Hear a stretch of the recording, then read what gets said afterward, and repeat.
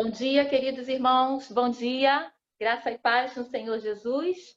Mais um domingo, que privilégio separarmos essa manhã para estarmos em comunhão, ouvindo a palavra. E mais uma vez eu quero agradecer muito a sua presença, a sua companhia durante todos esses domingos de escola dominical. Os irmãos que têm acessado pontualmente, nosso muito obrigada.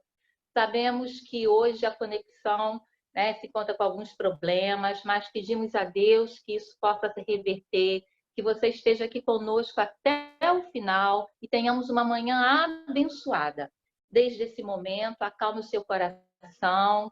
Vamos estar elevando os nossos pensamentos ao Senhor Jesus para um domingo abençoado. Hoje à noite, com um retorno também aos cultos, dentro das suas normas, que o Senhor esteja abençoando esse domingo, em nome do Senhor Jesus. E vamos ler apenas um versículo, eu te convido para que você possa abrir a palavra do Senhor nesse momento, em Efésios, leitura de apenas um versículo. Efésios, capítulo 6, apenas o verso 13. Efésios, capítulo 6, versículo 13. E assim diz a palavra do Senhor. Portanto, tomai toda a armadura de Deus, para que possais resistir no dia mau e, havendo feito tudo, ficar firmes. Amém, irmãos? Versículo tão conhecido, um capítulo tão conhecido, nosso, o apóstolo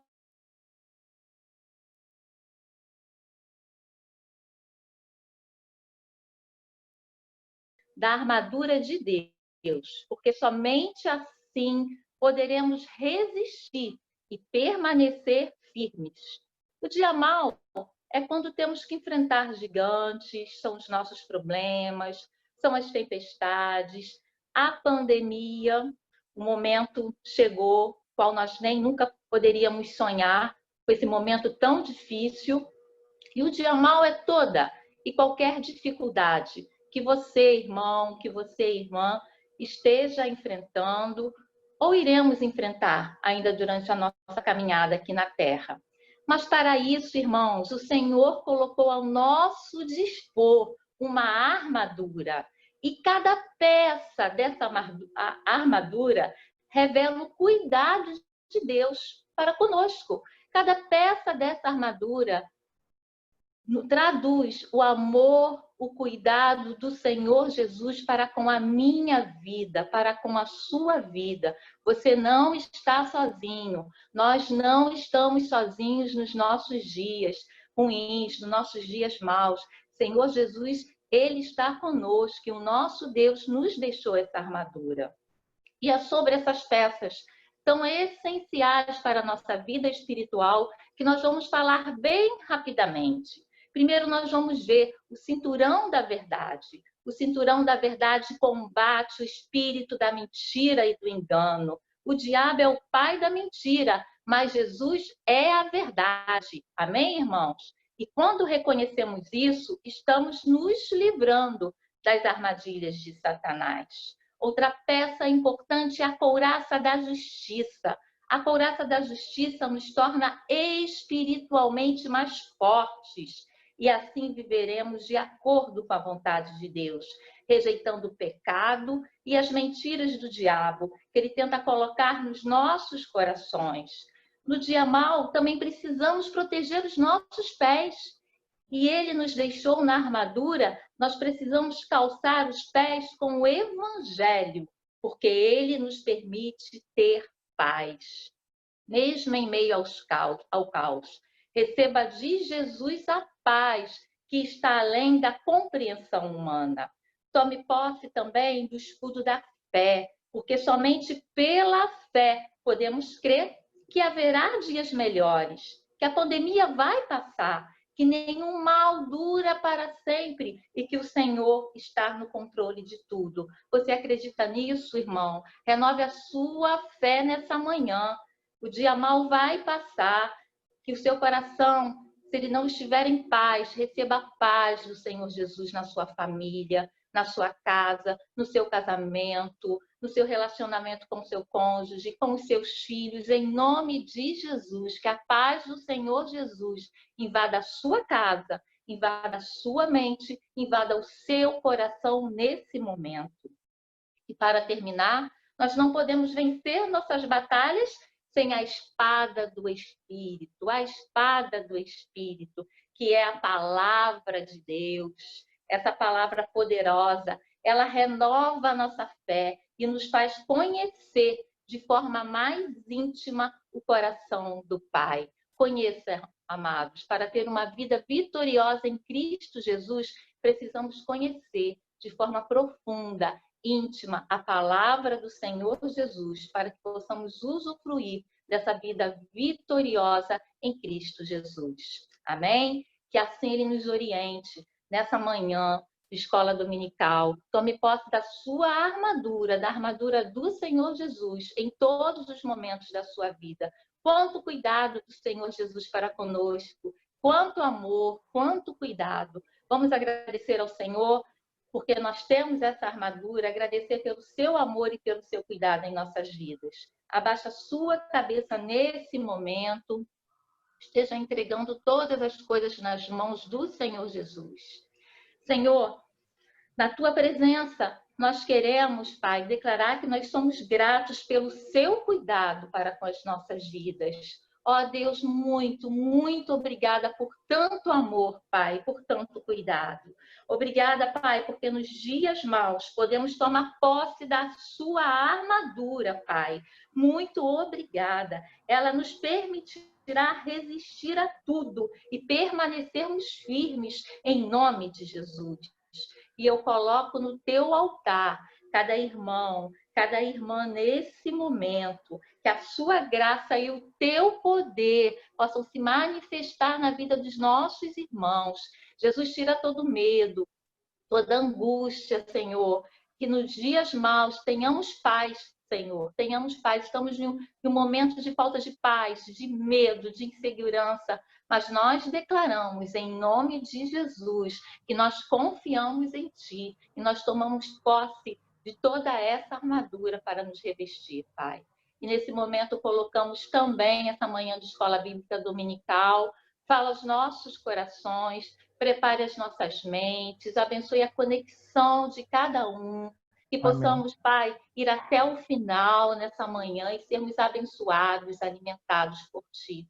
Colocamos mais uma vez a vida do nosso pastor em Tuas mãos, usa-o poderosamente, que a sua armadura, Pai, esteja sobre o Teu servo, Pai, em nome de Jesus, livrando de todas as ciladas do inimigo e dando-lhe sabedoria vinda de Ti.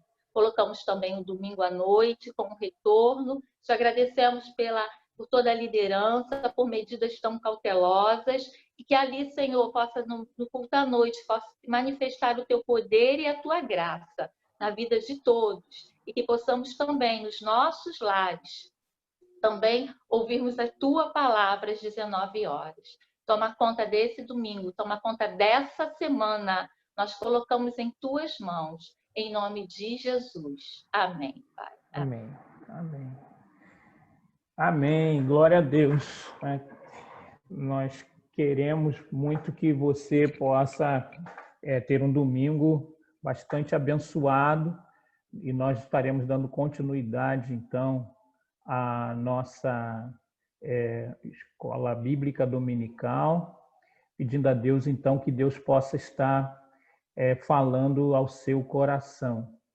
Eu vou aqui abrir a tela aqui para o nosso estudo e pedindo a Deus, então, que Deus possa estar trabalhando na sua vida, né, de uma forma bem especial e que nessa manhã você possa conhecer um pouco mais da palavra de Deus e assim, então, crescer na graça e no conhecimento do nosso Senhor e Salvador Jesus Cristo.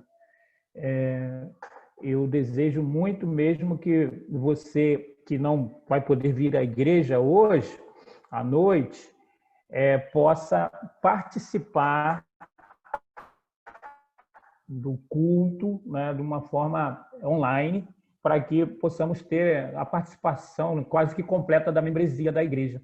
Nós entendemos o momento e sabemos que algumas pessoas, mesmo querendo estar conosco, não poderão, mas eu queria te incentivar, então, a você estar participando de casa também, para que possamos ter uma comunhão aí plena e Deus assim poder falar tanto aos corações daqueles que vão estar aqui, quanto aqueles que estarão também em suas casas, divulgar também para os seus vizinhos, né? Porque nós entendemos que Deus tem alcançado também muitas pessoas que talvez numa situação normal não estariam tendo a oportunidade de ouvir o Evangelho. Então, os nossos cultos continuarão sendo transmitidos pelas lives, e aquelas pessoas também que estarão vindo, podem vir tranquilas, que nós estamos procurando dar para você um ambiente de bastante segurança, para que assim o nome do Senhor seja glorificado, né? Tanto no culto presencial quanto também no culto online. Peço para que você que se inscreveu, né, possa chegar também um pouco com antecedência e estar respeitando aquelas regras de ouro básicas, né, que fala sobre higienização, medição de temperatura, evitar cumprimentos com beijos, abraços, aperto de mão, entre outras situações que o tempo hoje, infelizmente, não permite que nós possamos estar expressando, né, toda a nossa alegria no encontro com os nossos amigos e nossos irmãos. Mas hoje eu quero falar sobre o juízo final, né? Nós paramos naquela questão que fala dos livros que serão abertos, mas antes disso, eu quero dar para você um panorama geral, né, para que você possa entender a linha do tempo, mais uma vez, daquilo que está para acontecer. Nós estamos aqui na era da igreja, né, que tem até aqui um desenho da igreja, né? Vai acontecer, então, o arrebatamento da igreja, né? A igreja vai ser levada até os ares para ter o encontro com Jesus. Após isso, então, nós teremos, né, o trono do juízo de Cristo, que é chamado de Bema, o tribunal de Cristo, e após o tribunal de Cristo, as bodas do Cordeiro. Paralelamente a isso, nós teremos a grande tribulação na terra aqui, para trabalhar de uma forma bem especial com os judeus, que serão enganados pelo anticristo nos primeiros 3 anos e meio. Depois o anticristo vai manifestar a sua verdadeira face, né, e vai fazer os judeus e também os gentios que não quiserem a marca da besta sofrerem muito, até que haverá a manifestação da segunda vinda de Jesus. Jesus vai voltar, então, com aqueles que foram arrebatados. Vai ter a batalha do Armagedon, né? Começa, então, o milênio, onde o diabo vai estar preso. E aí, então, no final do milênio, ele vai ser solto. Acontece a guerra do Gog e Magog, né? E após essa guerra do Gog e Magog, então, vem o juízo do grande trono branco. E é aí que nós estamos, né? É aí que nós estamos estudando. E então, nós temos o texto de Apocalipse no capítulo 20, no verso 11, quando diz assim: vi um grande trono branco e aquele que se assenta, de cuja presença fugiram a terra e o céu, e não se achou lugar para eles. O verso 12 diz assim: vi também os mortos, os grandes e os pequenos, postos em pé diante do trono. Então se abriram livros, ainda outro livro, o livro da vida foi aberto, e os mortos foram julgados segundo as suas obras, conforme o que se achava escrito nos livros.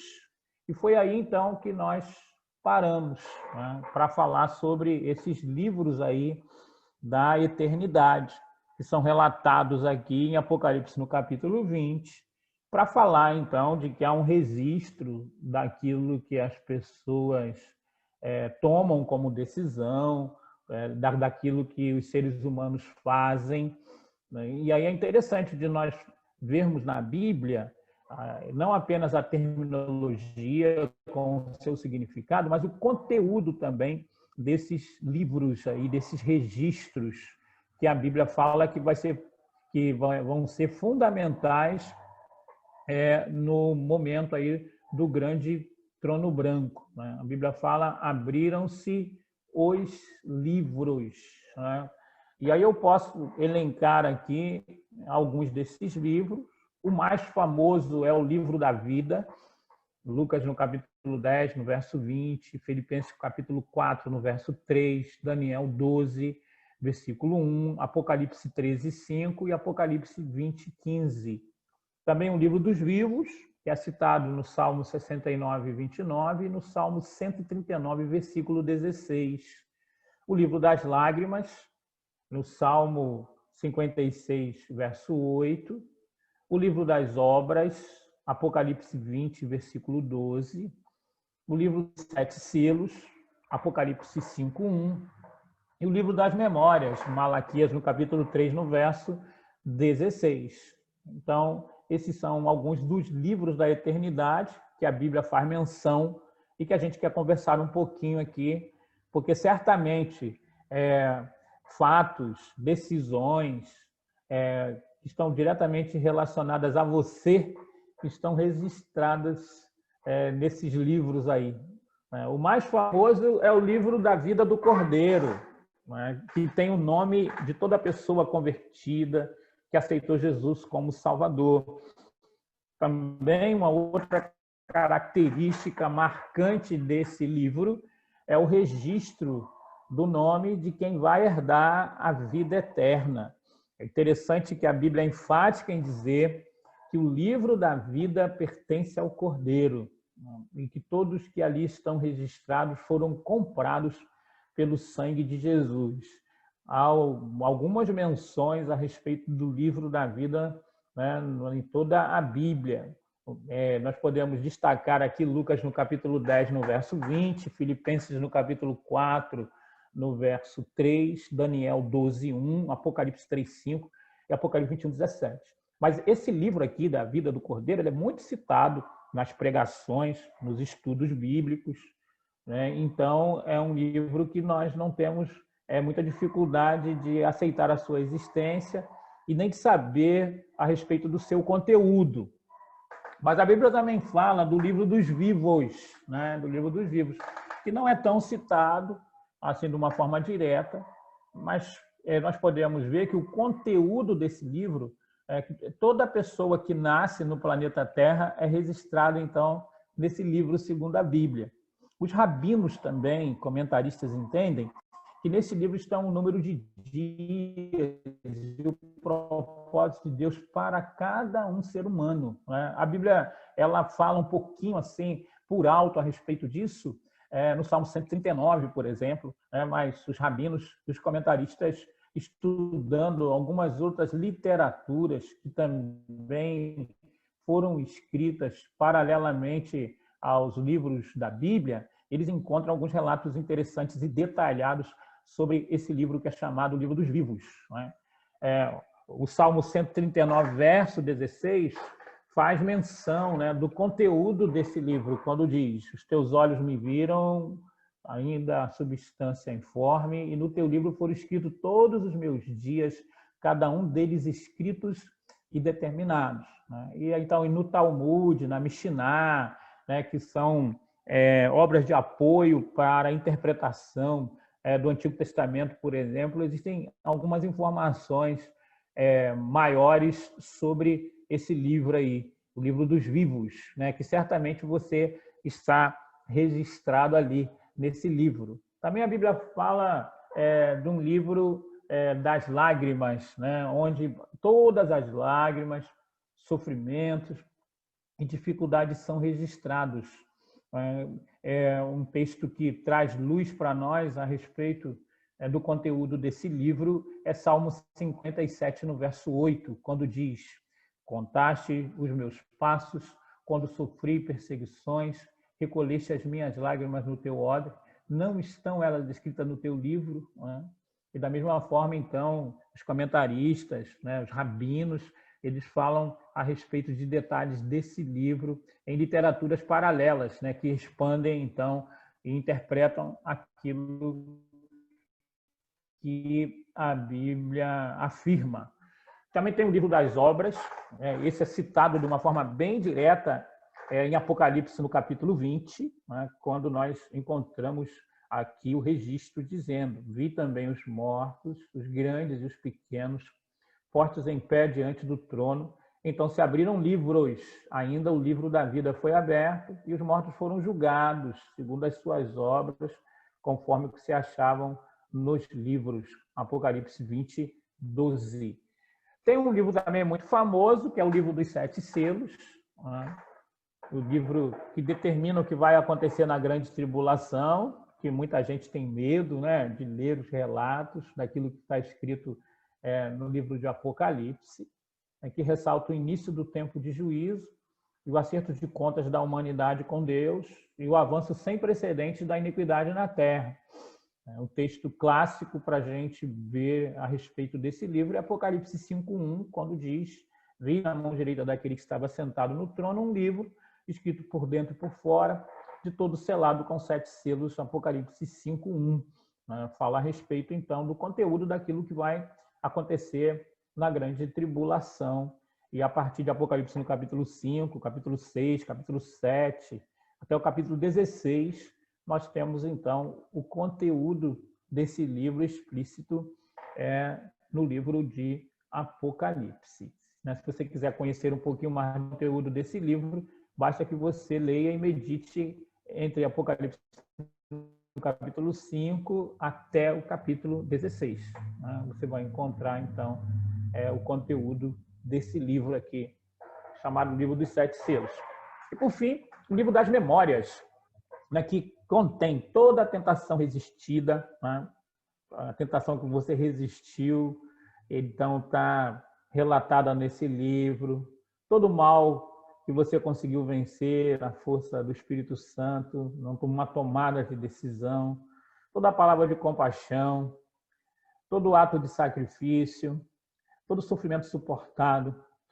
A Bíblia vai falar a respeito desse livro de uma forma positiva em Malaquias 3,16, que diz: havia um memorial escrito diante dele para os que temem ao Senhor e para os que se lembram do seu nome.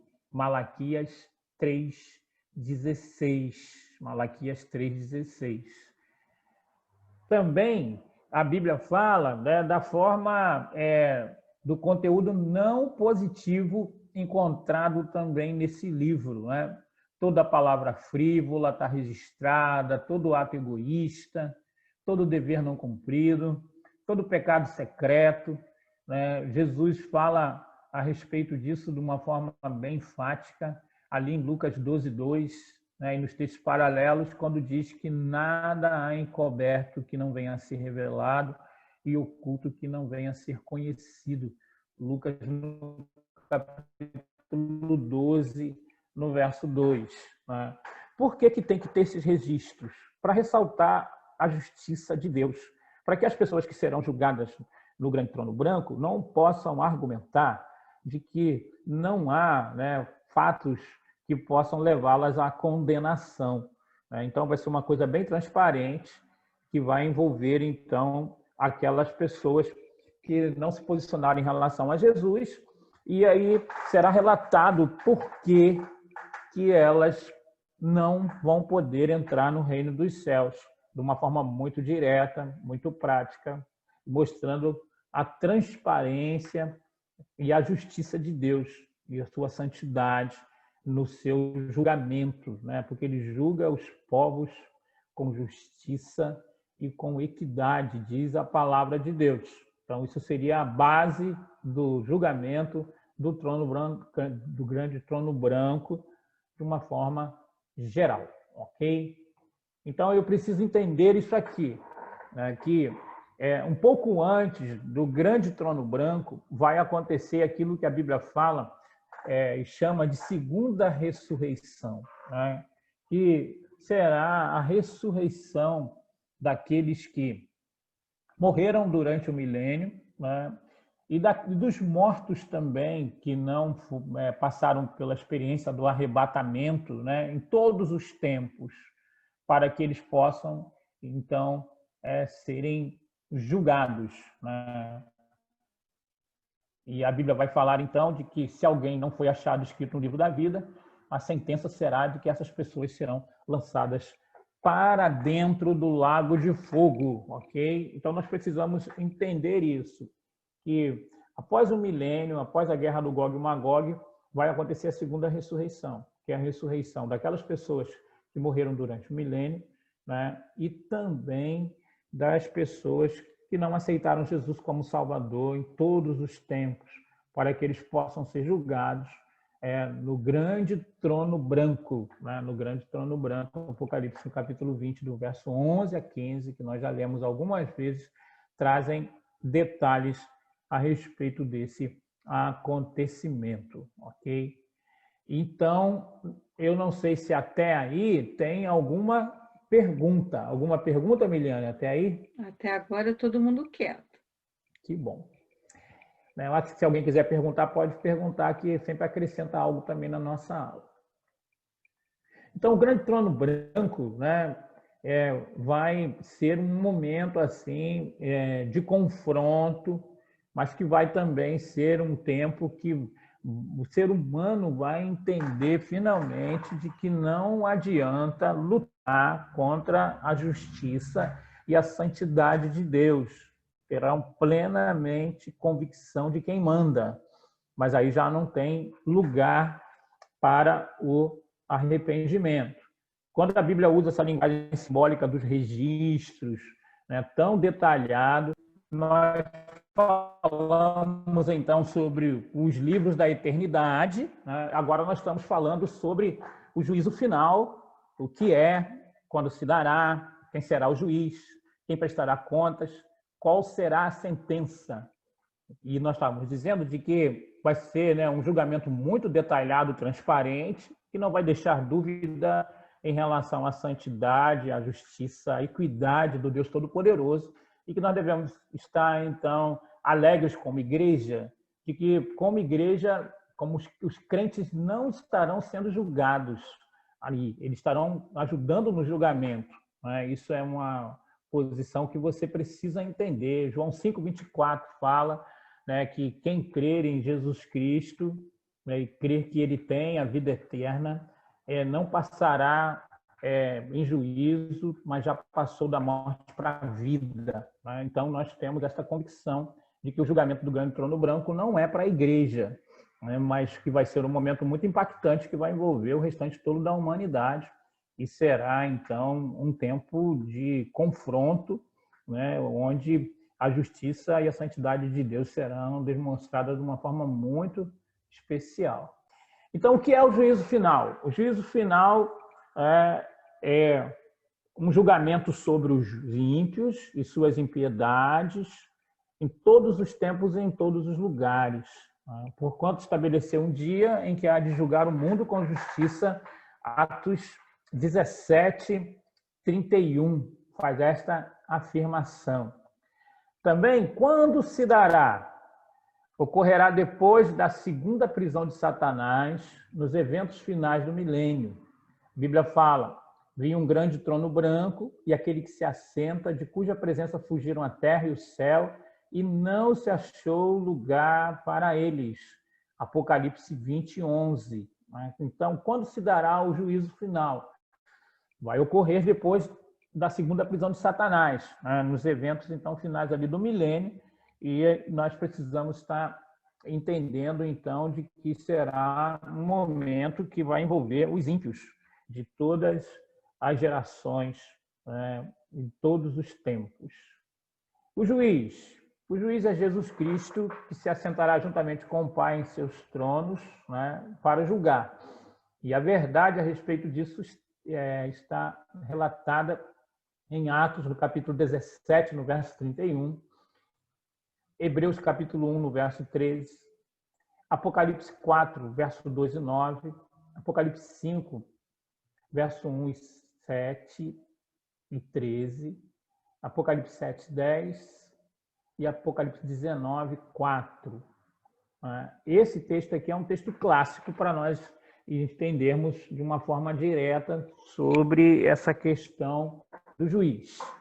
Porquanto estabeleceu um dia em que há de julgar o mundo com justiça por meio de um varão que destinou e acreditou diante de todos, ressuscitando dentre os mortos. Então, esse texto afirma de uma forma categórica de que Jesus estará participando do julgamento dos seres humanos, de uma forma geral, Atos 17, 31. O juízo final, né, ele é relatado na Bíblia de uma forma bem clara, né, e nós precisamos estar entendendo também o local do julgamento. O local do julgamento, a Bíblia fala de que fugiram da presença, né, de Deus Pai, de Jesus, a terra e o céu, e não se achou mais lugar para eles.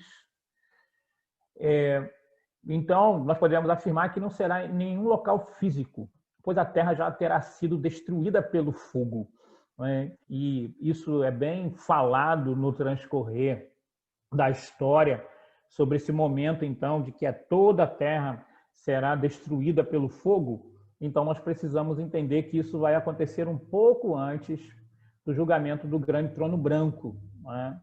E a Bíblia fala isso de uma forma muito clara lá nas cartas de Pedro, quando diz assim: virá, entretanto, como um ladrão o dia do Senhor, no qual os céus passarão com estripidoso estrondo, os elementos se desfarão abrasados, também a terra e as obras que nela existem serão atingidas, visto que todas essas coisas vão de ser desfeitas, deveis ser tais como que vivem em santo procedimento e piedade, esperando e apressando a vinda do dia de Deus, por causa do qual os céus incendiados serão desfeitos e os elementos abrasados se derreterão. Nós, porém, segundo a sua promessa, esperamos novos céus e nova terra, nos quais habita a justiça. 2 Pedro, no capítulo 3, verso 10 ao 13, faz um relato bem detalhado, né, sobre essa questão aí da destruição dos céus e também da terra. E a Bíblia vai colocar esse evento aí, né, um pouco antes do julgamento do grande trono branco. Tem algumas pessoas que perguntam assim: por que os céus também precisam ser desfeitos? Por causa que lá no céu começou a rebelião de Lúcifer, né? E nessa nova dispensação, Deus quer começar tudo absolutamente novo, né? E isso aqui também acaba com aquele argumento de que a terra aqui será restaurada para que possamos viver o estado eterno. A terra será restaurada para vivermos o milênio, né? Mas o estado eterno não. Quando entrarmos no estado eterno, que é o nosso assunto da próxima semana, nós veremos então de que é tudo absolutamente novo. O novo céu e a nova terra que desce do céu, né? Então, é tudo exclusivamente novo, né? E nós sabemos então que a terra precisa dessa transformação toda, dessa reforma geral, né? Desse novo começo, a partir do nada, porque ela foi contaminada pela iniquidade, desde a entrada do pecado, e o céu também, porque, de uma certa forma, quando Lúcifer se rebela, né, junto com os anjos, isso trouxe também uma marca negativa que será corrigida de uma forma plena agora para o início daquilo que chamamos de estado eterno, ok? Precisamos entender, mais uma vez, que as bases do julgamento, né, são os escritos dos livros da eternidade, são os registros dos livros da eternidade. Aquilo que está registrado no livro da vida do Cordeiro, que nós já falamos hoje, no livro dos vivos, no livro das lágrimas, no livro das obras, no livro dos 7 selos, no livro das memórias, né? E só para ressaltar a questão do detalhamento, do cuidado que Deus vai ter para demonstrar toda a sua justiça e santidade, e não houver argumento contrário para dizer que o julgamento não foi feito com base em profunda justiça e santidade. Os réus no juízo final, né? Todos os incrédulos de todas as épocas. Por isso que o texto vai falar, né, lá em Apocalipse, no capítulo 20, verso 12 e 13, todos os incrédulos de todas as épocas, porque a Bíblia é bem clara em dizer: vi também os mortos, os grandes e os pequenos, postos em pé diante do trono. Deu mal aos mortos que neles estavam, a morte olhei e entregaram os mortos que neles haviam, e foram julgados um por um, segundo as suas obras. Apocalipse capítulo 20, versículo 12 e 13. O veredito no juízo final, né, será uma sentença para a condenação. E a Bíblia é explícita em dizer qual será esse lugar. Todos serão condenados e lançados no lago do fogo eterno. Okay?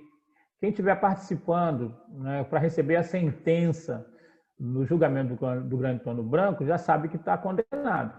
Okay? Vai receber a sentença. E nós precisamos entender isso, que o lago de fogo, que a Bíblia também chama de Guiena, né? Talvez você já deve ter ouvido falar dessa palavra em filmes, videogame, né? Mas quando a Bíblia fala desse lugar aí, fala de um lugar de tremendo sofrimento, né? Onde será posto a besta, o falso profeta e o dragão, né? E o destino também final de quem hoje está naquilo que chamamos de inferno, mas que a Bíblia fala de que é um lugar de prisão, mas que ainda aguarda a ressurreição, né? Porque os mortos precisarão ressurgir para receber um corpo que possa suportar o sofrimento eterno. Mas nós vamos ver isso a semana que vem.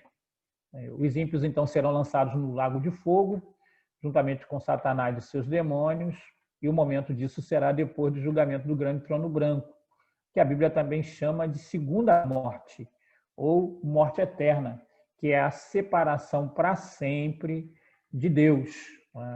Então, nós precisamos também falar para as pessoas, porque essa mensagem está dentro do Evangelho, para alertar as pessoas que haverá um tempo em que Deus vai julgar o mundo todo com tremenda justiça e de que as pessoas precisam aceitar Jesus para não serem réus no julgamento do grande trono branco. Okay? Um texto para que você possa alertar as pessoas, postar no Facebook, no Instagram, Apocalipse no capítulo 20, do verso 13 ao verso 15, vai falar de uma forma bem específica a respeito desse acontecimento, ok? Interessante, então, de que nós, a igreja, esperamos esse momento como um momento, então, que vai estar estabelecendo a redenção final, né? Porque após o julgamento do grande trono branco, nós estaremos entrando no estado eterno. E aí, então, vai ser um tempo tremendo, porque nós não temos Jesus como o nosso juiz, nós temos Jesus como o nosso sumo sacerdote, como o nosso irmão mais velho, como o nosso redentor.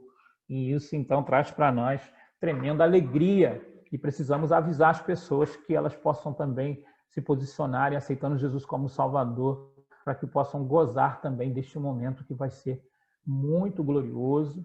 Estaremos vivendo para sempre com o Senhor.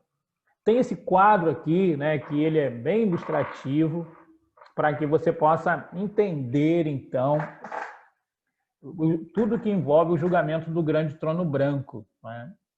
Então, nós precisamos entender que antes do trono branco, do julgamento do grande trono branco, a besta, o falso profeta, serão sentenciados, e a besta e o falso profeta serão lançados no lago de fogo, né? Logo depois da guerra do Armagedon. O dragão vai ser preso no abismo, né? Começa então o milênio, e aí depois no final do milênio tem Gog e Magog, né? E aí então depois do Gog e Magog então vem o julgamento do grande trono branco, que a Bíblia vai dizer, então, de que todos os mortos de todas as épocas que não aceitaram Jesus como Salvador estarão aguardando a sua sentença. Não é? A base do julgamento, então, são os livros, né? O livro da vida, o livro das obras, né? Livro dos vivos, livro das memórias, livro dos 7 selos, base do julgamento.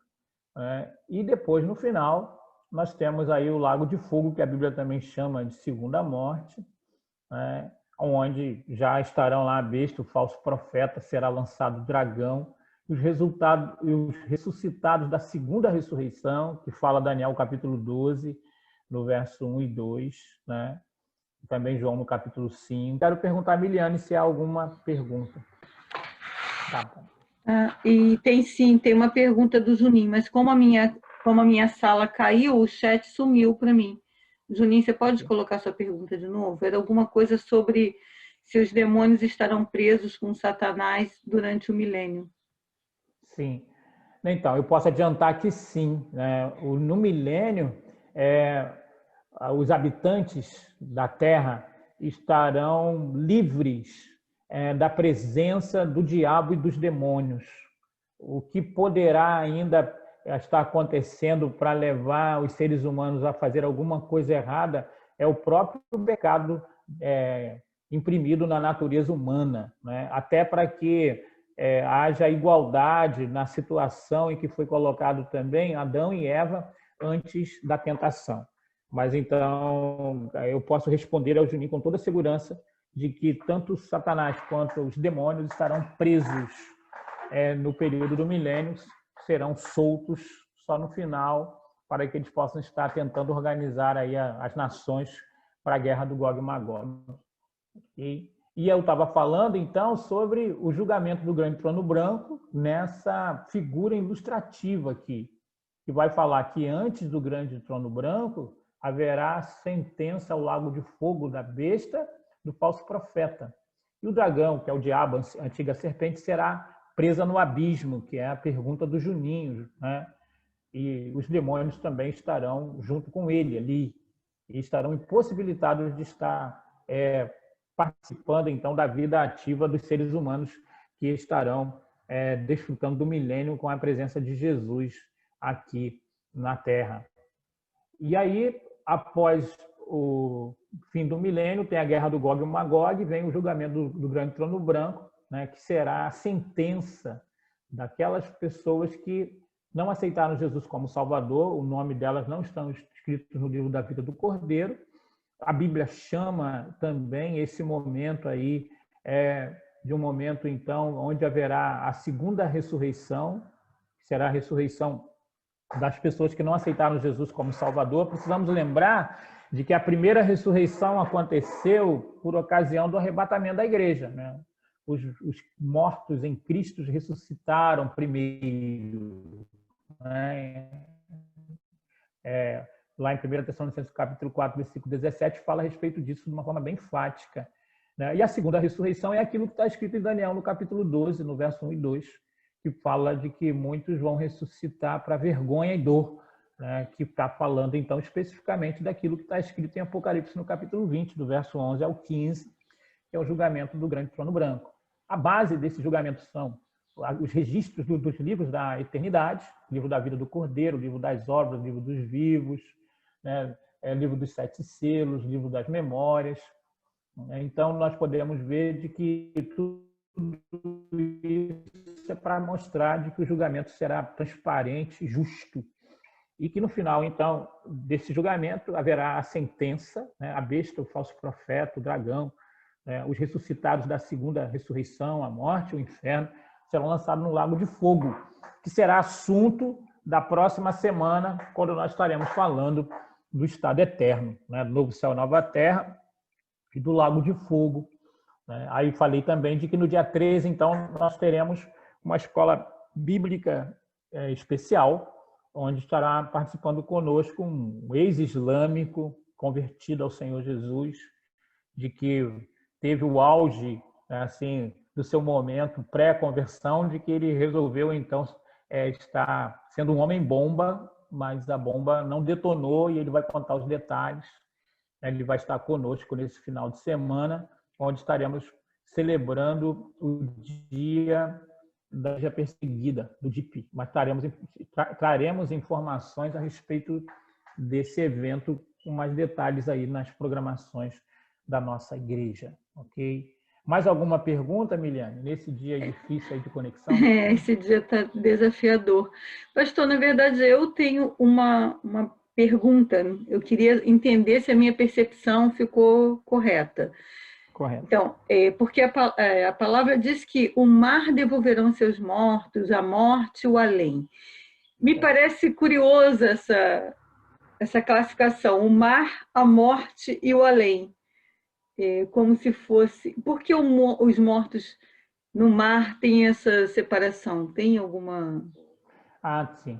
Então, porque assim, tem alguns corpos, por exemplo, que sumiram. Quer ver um exemplo clássico?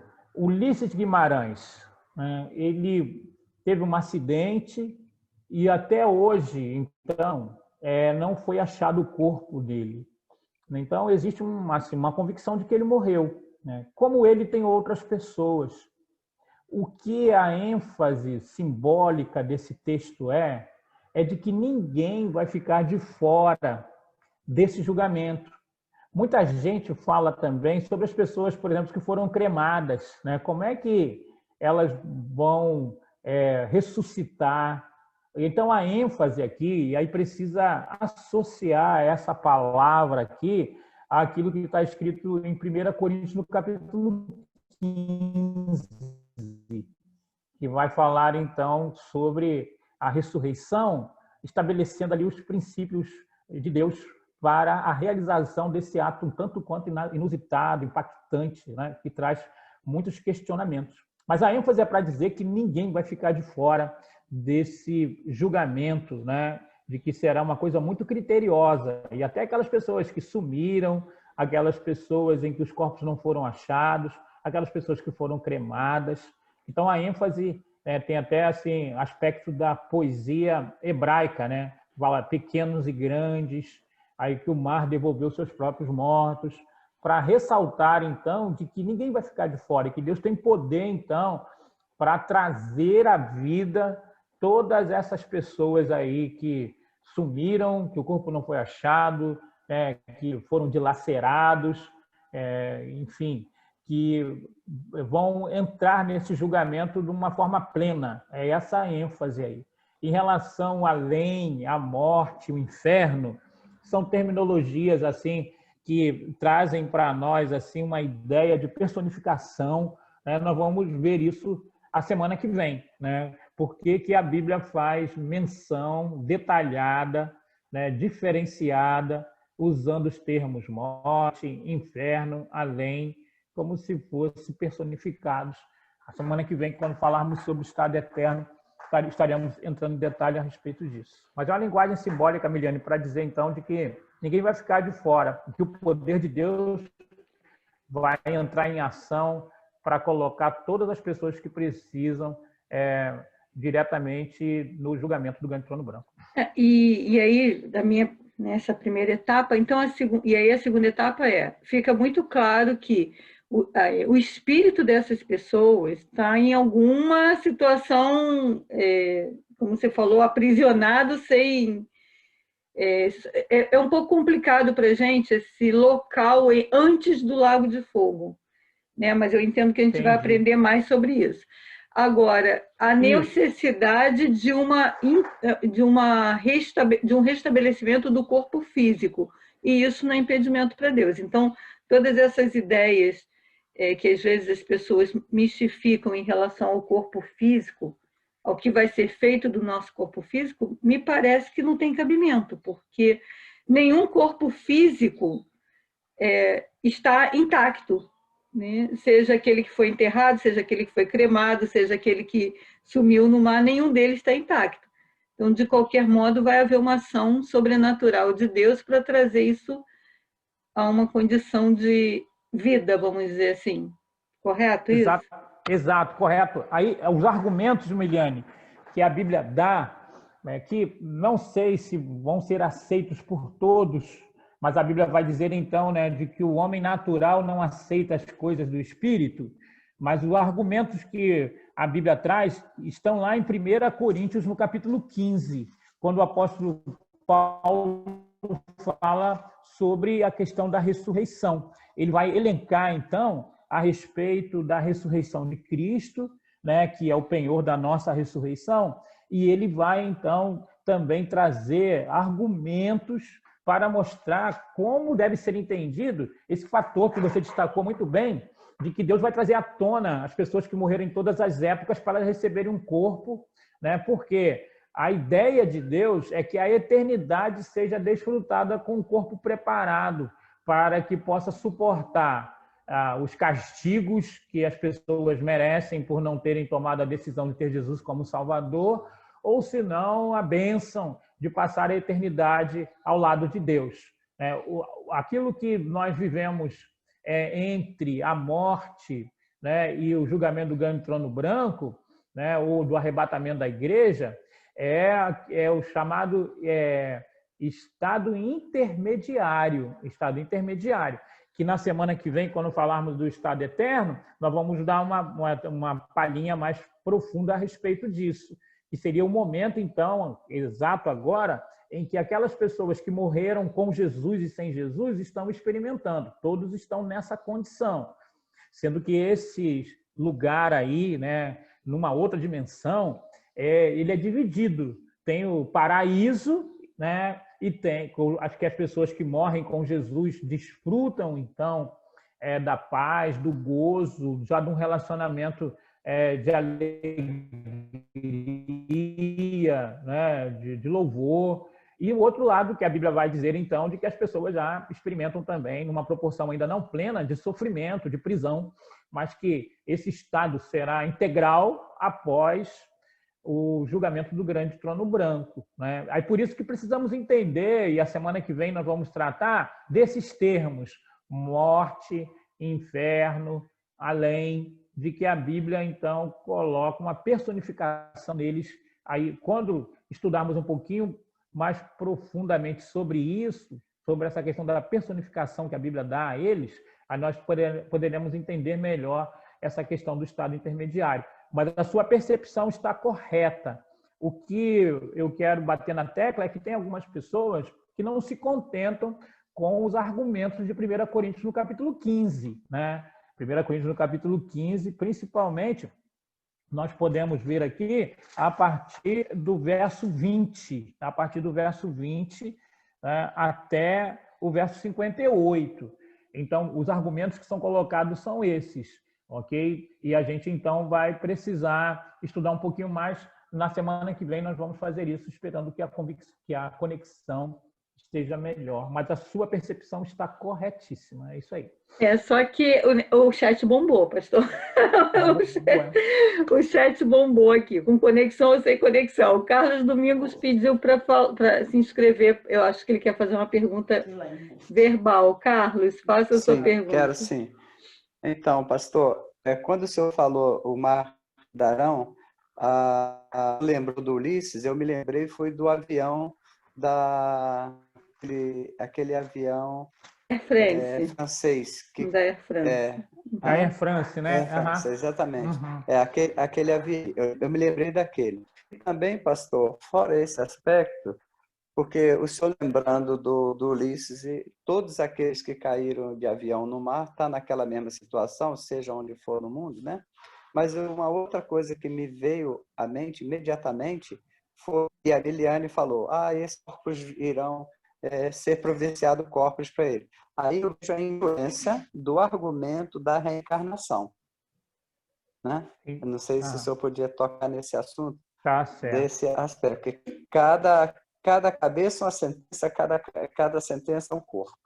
Então, como é que vai ter na reencarnação? Seria multissentença para o mesmo corpo, vamos dizer assim. Você entendeu, pastor? Essa é a minha colocação. Deixa eu ver se eu entendi. Então, não tem o argumento da reencarnação, porque o argumento da reencarnação é que uma pessoa não reencarna uma só vez, né? Geralmente. Ela precisa se reencarnar várias vezes para que possa chegar a um estado de perfeição, né? Então, a reencarnação livraria as pessoas, né, de estarem recebendo apenas uma sentença de condenação no julgamento do grande trono branco, né? Então, o que está falando aqui não tem nada a ver com a doutrina da reencarnação espírita. Na verdade, até está dizendo que as pessoas que morreram, elas receberão um corpo para que possam suportar a eternidade. É isso, né? E nós sabemos de que isso vai acontecer com nós, crentes, no arrebatamento, né? De uma forma geral, a igreja, e acontecerá também na segunda ressurreição com aquelas pessoas, né, de que nasceram durante a grande tribulação, e também sobre aquelas pessoas que não aceitaram a Jesus no transcorrer da vida no todo. Então, aqui, pelo contrário, tem um argumento contrário à doutrina espírita, né? Porque a doutrina espírita fala da necessidade de várias reencarnações para aperfeiçoamento. Aqui está falando de que haverá a necessidade da ressurreição, né? Porque ressurreição é diferente de reencarnação, porque a reencarnação não é no próprio corpo, a reencarnação é no corpo diferente, né? Então, eu acho que é isso que você também quis apontar no final aí da sua pergunta. Então, nós podemos dizer que os argumentos aqui são contrários à doutrina espírita da reencarnação. Acho que ficou bem claro. Claro. E a Rose, ela faz a seguinte pergunta: no caso, um novo corpo, ninguém deve conhecer ninguém? Isso. Então, isso aí, qual foi a Rose? Rose Brasil? Isso, Rose Brasil. Então, Rose, olha só, aguarda para a semana que vem essa resposta, ok? E convido a gente para estar participando, porque essa é a pergunta que as pessoas fazem muito, né? Se nós estaremos nos conhecendo ou não nessa nova realidade. Mas aí eu vou deixar essa resposta para a semana que vem, para deixar você curiosa e também o restante do pessoal aí, porque o nosso assunto da semana que vem vai ser estado eterno, aí nós estaremos falando aí sobre essa nova condição. Bom, agora a Catilene coloca aqui, peraí, só um pouquinho que... Se essas doutrinas têm visões ou argumentos equivocados, mas reconhecem Jesus como Salvador, como ficaria isso? Bom. Ok. Então, ó, a base, né? Porque tem assim, tem heresia e tem erros teológicos, ok? O que nós devemos considerar como herege?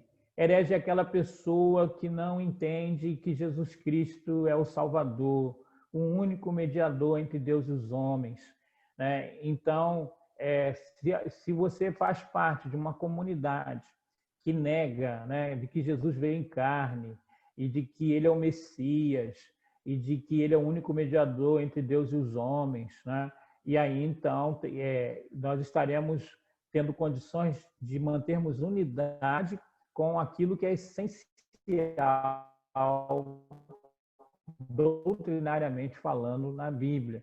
Agora, tem a questão dos erros teológicos, o posicionamento diferentes, né? Como, por exemplo, a igreja congregacional batiza por aspersão, a igreja batista batiza por imersão. São pontos de vista diferentes, mas que não mexem com as doutrinas fundamentais, né? Então, nós precisamos estar entendendo de que é fundamental entender e praticar as doutrinas fundamentais, que é aquilo que o Novo Testamento diz, de que Jesus veio, morreu por nós, ressuscitou no terceiro dia e que nós precisamos aceitá-lo como Salvador e viver uma vida de santidade com a base daquilo que diz o Novo Testamento.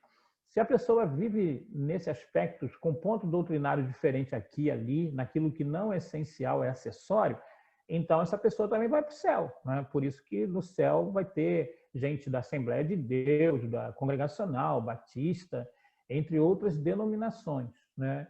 Aí precisamos estar entendendo aquilo que é heresia e aquilo que a gente considera um erro teológico, mas que não interfere naquilo que o Novo Testamento diz como essencial para a salvação.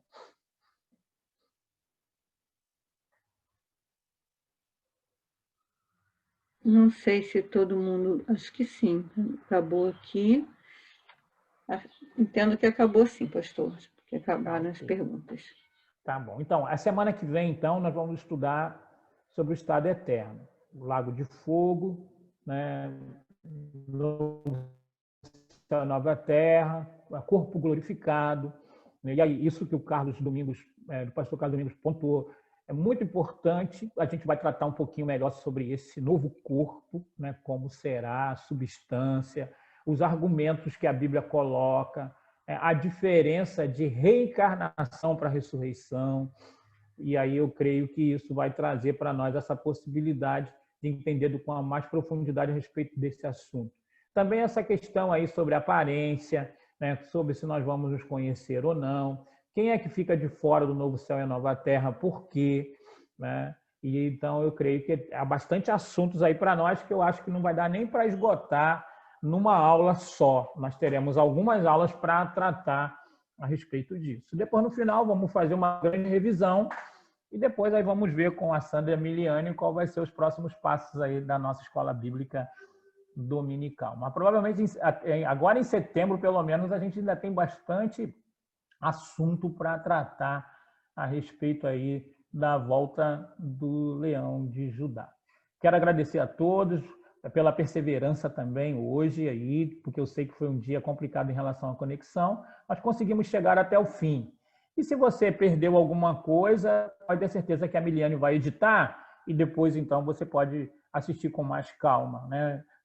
Continuo me colocar à disposição para conversas no privado ou até mesmo aqui no gabinete, né, para que você possa estar participando de uma forma intensa desse importante assunto e crescer na graça e no conhecimento e avisar as pessoas a respeito daquilo que vai acontecer. Eu vou orar, então, e passar a palavra de volta a Miliane e a Sandra. Senhor, eu quero te louvar, porque mesmo com as dificuldades de conexão, a tua palavra é viva, eficaz e ela não volta para ti vazia. Quero pedir que o Senhor possa completar a obra no coração das pessoas, que elas também possam ter a ajuda do Espírito Santo para serem esclarecidas naquilo que não consegui nessa manhã, e peço que tenhamos um domingo de paz na sua presença, que logo mais à noite aqui no culto presencial nós possamos estar protegidos no sangue do Cordeiro. Deus, que não haja tumulto, não haja dificuldades, mas todos que vão vir aqui possam se sentir seguros para te adorar em espírito e verdade. Que eles vão ficar em casa também, que eles sejam também agraciados com a sua manifestação, com a sua presença, que tenhamos um culto bastante abençoado daqui a pouco para a glorificação do nome de Jesus. Recebe a Amém. Nossa gratidão, em nome de Jesus. Amém. Amém. Amém. Sandra? Oi, cheguei. Muito obrigada, queridos, pela sua presença, pela sua perseverança. Foi uma manhã complicada com relação à conexão, mas faz parte desse novo que nós estamos vivendo, nas nossas reuniões de trabalho. O importante é que o Senhor usou poderosamente o nosso pastor, nos tirou tantas dúvidas e nos deixou aquele desejo de termos uma vida íntegra e buscarmos ao Senhor Jesus até morarmos com Ele. Deus abençoe nosso pastor, abençoe a sua semana, que você tenha uma semana vitoriosa em Cristo Jesus e aguardamos você às 19 horas na live. Se você vai ficar em casa, não fique sem estar conosco na nossa live. Às 19 horas estaremos louvando ao Senhor Jesus e o culto de louvor e adoração. E o próximo domingo, eu e você juntos aqui na EBD. Estaremos estudando, estamos já ansiosos para esse novo tema que o pastor vai começar no próximo domingo. Muito obrigada. Receba nosso carinho e a Miliane vai estar aí nos proporcionando, na medida do possível, aquele momentozinho especial da nossa confraternização. Deus os abençoe, queridos. Até o próximo domingo. Então, Sandrinha, não estou muito confiante se a gente consegue fazer. É um momento muito amplo, não, mas vamos só dar um tchauzinho, né, para todo mundo. Tchauzinho. Gente, muito obrigada aí pela perseverança. Vários já tiveram que sair da sala hoje porque a conexão, né, não permitiu. Mas como a Sandra falou, e eu endosso muito isso, a gente precisa ter resiliência com esse tempo. Hoje eu assisti, antes de entrar aqui na sala, eu estava assistindo uma palestra, não era cristã, era um curso de competências que eu estou fazendo, e uma das coisas interessantes que ele falou é que a pior coisa que tem é a gente ficar vivendo o presente, pensando que queria estar no passado ou no futuro, né? O nosso presente tem esse desafio, então a gente deve vivê-lo com alegria, porque, como a gente sempre canta, né? Cada dia, né? Para cada dia Deus tem as coisas, os desafios daquele dia.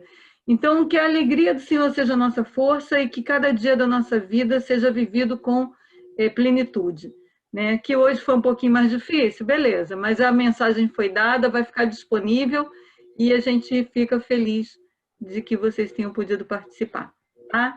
Beijo grande, bom domingo, mais uma vez Rose do lado de Tamires e Tamara. Beijo grande. Tchau, gente. Valeu, querido. Forte abraço. Valeu, queridos. Tchau. Tchau.